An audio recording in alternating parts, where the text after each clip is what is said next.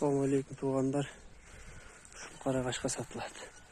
Қошқар тұмшық. Қашқазы.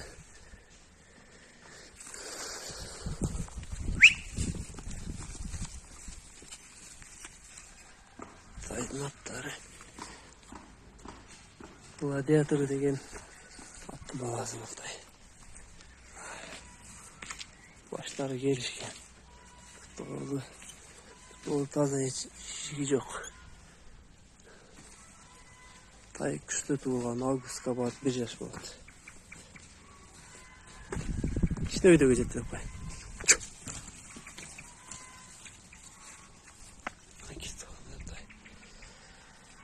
Kaytarçı.